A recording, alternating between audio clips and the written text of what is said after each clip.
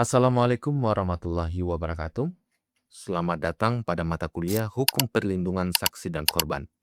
Mata kuliah ini akan mengkaji bagaimana negara memberikan perlindungan kepada saksi dan korban dalam proses peradilan pidana. Mulai dari dasar filosofis, teori, pengaturan hukum, hingga praktek pelaksanaannya di Indonesia. Perlindungan saksi dan korban merupakan salah satu indikator penting dalam penegakan hukum yang berkeadilan. Sistem peradilan pidana tidak hanya berorientasi pada penghukuman pelaku, tetapi juga harus menjamin perlindungan terhadap mereka yang memberikan keterangan dan mereka yang menderita akibat tindak pidana.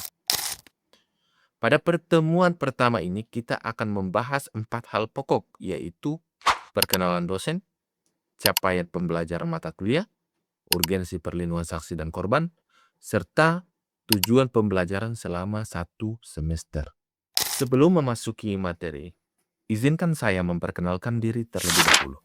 Nama saya Dr. Muhammad Sutrimansyah, Sarjana Hukum, Magister Hukum, sebagai dosen tetap Magister Hukum Universitas Muhammadiyah Buton. Selain mengajar, saya juga melakukan penelitian di bidang hukum pidana, viktimologi, perlindungan saksi dan korban, serta kebijakan hukum pidana. Harapan saya, perkuliahan ini menjadi ruang diskusi ilmiah yang terbuka, sehingga mahasiswa tidak hanya memahami teori, tetapi juga mampu menganalisis berbagai persoalan hukum yang berkembang di masyarakat. Saya berharap mahasiswa aktif berdiskusi, berani menyampaikan pendapat, berdasarkan argumentasi hukum, menghargai pandangan orang lain, dan selalu menjunjung tinggi etika akademik. Untuk mencapai hasil pembelajaran yang optimal, kita perlu menyepakati kontrak perkuliahan. Perkuliahan ini akan dilaksanakan melalui berbagai metode pembelajaran, seperti ceramah interaktif, diskusi kelompok, analisis putusan, studi kasus, presentasi, dan pembelajaran berbasis proyek. Penilaian tidak hanya berasal dari ujian, tetapi juga mencerminkan partisipasi aktif mahasiswa dalam proses pembelajaran. Oleh karena itu, kehadiran, keaktifan diskusi, kemampuan menganalisis kasus, dan menyelesaikan tugas akan menjadi bagian penting dalam evaluasi. Mahasiswa juga diharapkan mematuhi etika akademik, termasuk menghindari plagiarisme dan setiap tugas yang diberikan. Mata kuliah ini membahas perkembangan hukum perlindungan saksi dan korban dalam sistem hukum Indonesia. Mahasiswa akan mempelajari konsep dasar perlindungan hukum, teori viktimologi, hak-hak saksi dan korban, mekanisme pemberian restitusi, kompensasi bantuan medis dan psikososial, dan peran LPSK, serta berbagai kebijakan nasional maupun internasional mengenai perlindungan korban tindak pidana. Di akhir semester, mahasiswa diharapkan mampu menghubungkan teori dengan praktek melalui analisis berbagai putusan pengadilan dan kasus nyata. Capaian pembelajaran mata kuliah merupakan kompetensi yang diharapkan dapat dicapai oleh mahasiswa setelah menyelesaikan mata kuliah ini. Pertama, mahasiswa mampu memahami konsep dan teori perlindungan saksi dan korban. Kedua, mahasiswa mampu menganalisis berbagai regulasi yang mengatur hak-hak saksi dan korban dalam sistem peradilan pidana. Ketiga, mahasiswa mampu mengevaluasi implementasi perlindungan saksi dan korban berdasarkan praktek penegakan hukum. Keempat, mahasiswa mampu merumuskan solusi terhadap berbagai persoalan perlindungan saksi dan korban dengan menggunakan pendekatan hukum yang komprehensif. Dengan demikian, pembelajaran tidak berhenti pada kemampuan mengingat peraturan, tetapi juga mengembangkan kemampuan berpikir kritis, analitis, dan problem solving. Mengapa mata kuliah ini penting dalam praktek peradilan pidana? Saksi dan korban merupakan pihak yang sangat menentukan keberhasilan pembuktian suatu perkara. Namun demikian, banyak saksi yang takut memberikan keterangan karena mengalami ancaman, intimidasi, maupun tekanan dari pelaku atau pihak tertentu. Demikian pula korban seringkali memilih tidak melapor karena khawatir akan stigma sosial, ancaman, atau trauma yang dialaminya.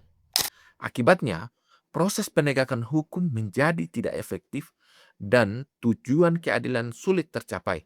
Karena itu, perlindungan terhadap saksi dan korban bukan hanya kebutuhan individu, melainkan juga kebutuhan sistem peradilan pidana. Perlindungan saksi dan korban memiliki fungsi strategis dalam menciptakan sistem peradilan pidana yang efektif. Tanpa adanya perlindungan saksi, cenderung enggan memberikan keterangan secara bebas. Korban enggan melapor, alat bukti yang menjadi terbatas, dan pada akhirnya pelaku dapat terhindar dari pertanggungjawaban pidana. Sebaliknya, apabila perlindungan diberikan secara optimal, masyarakat akan memiliki kepercayaan terhadap sistem hukum, keberanian untuk melapor meningkat, proses pembuktian menjadi lebih efektif, dan tujuan penegakan hukum dapat tercapai secara adil. Dalam perspektif hak asasi manusia, setiap orang memiliki hak untuk memperoleh rasa aman, perlindungan hukum, dan pemulihan apabila menjadi korban tindak pidana. Negara memiliki kewajiban untuk menghormati, melindungi, dan memenuhi hak-hak tersebut. Oleh karena itu, perlindungan saksi dan korban tidak boleh dipandang sebagai bentuk belas kasihan, melainkan merupakan kewajiban konstitusional negara dalam menjamin hak asasi setiap warga negara. Perlindungan saksi dan korban memiliki dasar hukum yang kuat. Pengaturan tidak hanya terdapat pada Undang-Undang Dasar Negara Republik Indonesia tahun 1945, tetapi juga pada Kitab Undang-Undang Hukum Acara Pidana, Kitab Undang-Undang Hukum Pidana, Undang-Undang Perlindungan Saksi dan Korban, Undang-Undang Tindak Pidana Kekerasan Seksual, Undang-Undang Perlindungan Anak, serta berbagai peraturan pelaksana lainnya. Selain itu, Indonesia juga mengadopsi berbagai prinsip internasional mengenai perlindungan korban sebagai bagian dari komitmen terhadap perlindungan hak asasi manusia. Siapa yang disebut dengan saksi? Dalam hukum acara pidana, saksi adalah seseorang yang dapat memberikan keterangan mengenai suatu tindak pidana berdasarkan apa yang ia lihat dengan sendiri atau alami sendiri. Keterangan saksi merupakan salah satu alat bukti yang memiliki peranan sangat penting dalam pembuktian perkara pidana. Oleh sebab itu, negara wajib memastikan bahwa saksi dapat memberikan keterangan secara bebas tanpa adanya tekanan, ancaman, maupun intimidasi. Siapa yang disebut dengan korban? Korban merupakan seorang yang mengalami penderitaan akibat terjadinya suatu tindak pidana. Penderitaan tersebut tidak hanya berupa luka fisik, tetapi juga berupa trauma psikologis, kerugian ekonomi, maupun hilangnya berbagai hak yang dimiliki. Dalam perkembangan hukum modern, korban tidak lagi dipandang sebagai objek dalam proses pidana, tetapi juga sebagai subjek hukum yang memiliki hak untuk memperoleh perlindungan pemulihan, restitusi, kompensasi, dan pendampingan. Mari kita lihat beberapa contoh kasus. Pada perkara korupsi, tidak sedikit saksi yang mendapatkan ancaman agar tidak memberikan keterangan di persidangan. Dalam perkara kekerasan seksual, banyak korban yang memilih tidak melapor karena rasa malu, tekanan keluarga, atau takut mengalami reviktimisasi. Pada perkara narkotika dan tindak pidana terorganisasi, justice collaborator sering membutuhkan perlindungan khusus karena keterangan yang sangat penting dalam mengungkap jaringan pelaku. Melalui contoh-contoh tersebut, kita dapat memahami bahwa perlindungan saksi dan korban merupakan kebutuhan nyata dalam praktek penegakan hukum. Setelah mengikuti perkuliahan ini, mahasiswa diharapkan mampu menjelaskan ruang lingkup mata kuliah, memahami capaian pembelajaran, mengetahui urgensi perlindungan saksi dan korban, serta memahami tujuan pembelajaran yang akan dicapai selama 1 semester.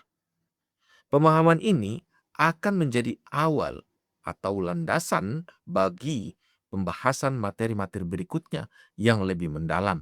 Sebagai penutup, mari kita refleksikan beberapa pertanyaan. Pertama, mengapa masih banyak korban yang enggan melapor tindak pidana yang dialaminya? Kedua, apakah perlindungan yang diberikan negara saat ini sudah cukup efektif? Ketiga, bagaimana peran masyarakat dalam mendukung perlindungan saksi dan korban? Silakan mahasiswa menyampaikan pendapat berdasarkan pengalaman, pemberitaan, maupun pemahaman hukum yang dimiliki. Pada pertemuan hari ini, kita telah memahami bahwa perlindungan saksi dan korban merupakan bagian yang tidak terpisahkan dari sistem peradilan pidana. Tanpa adanya perlindungan yang memadai, keberanian saksi untuk memberikan keterangan dan kemauan korban untuk melapor akan menurun, sehingga proses penegakan hukum tidak dapat berjalan secara optimal. Saya akan memaparkan 4 penelitian saya yang telah dipublikasikan dalam jurnal internasional terindeks Scopus maupun jurnal nasional terakreditasi. Pertama, penelitian yang berjudul Islamic Legal Perspective on Data of Child Victims of Sexual Violence,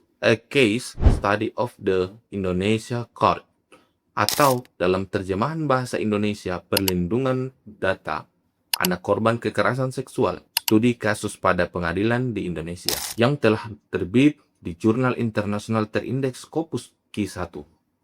Kedua, penelitian yang berjudul The Judge Paradigm in Deciding Criminal Cases of Sexual Violence from a Victimological Perspective, atau dalam terjemahan bahasa Indonesia, Paradigma Hakim dalam Memutus Kasus Kekerasan Seksual dari Perspektif Viktimologi, yang telah terbit di Jurnal Nasional Terakreditasi Sinta 3. Ketiga, penelitian yang berjudul LPSK Integration at the Right of Victim of Sexual Violence, atau dalam terjemahan bahasa Indonesia, Integrasi LPSK dalam Pemenuhan Hak Korban Kekerasan Seksual, yang telah terbit di Jurnal Nasional Terakreditasi Sinta 4. Keempat, penelitian yang berjudul A Social Legal Model of Local Wisdom Based Child Protection in Sexual Violence Cases, atau dalam terjemahan bahasa Indonesia, Model Sosiolegal Perlindungan Anak Berbasis Kearifan Lokal dalam Kasus Kekerasan Seksual, yang telah terbit di Jurnal Nasional Terakreditasi Sinta 3. Untuk penjelasan 4 penelitian tersebut, saya akan memaparkan pada pertemuan selanjutnya. Pada pertemuan berikutnya, kita akan mempelajari konsep sejarah perkembangan, asas dan teori perlindungan saksi dan korban sebagai dasar untuk memahami pengaturan hukum dan implementasinya dalam praktek peradilan pidana di Indonesia. Terima kasih atas perhatian dan partisipasi seluruh mahasiswa. Semoga perkuliahan ini menjadi ruang belajar yang produktif, kritis, dan bermanfaat bagi pengembangan kompetensi di bidang hukum pidana. Billahi taufiq wal hidayah. Wassalamualaikum warahmatullahi wabarakatuh.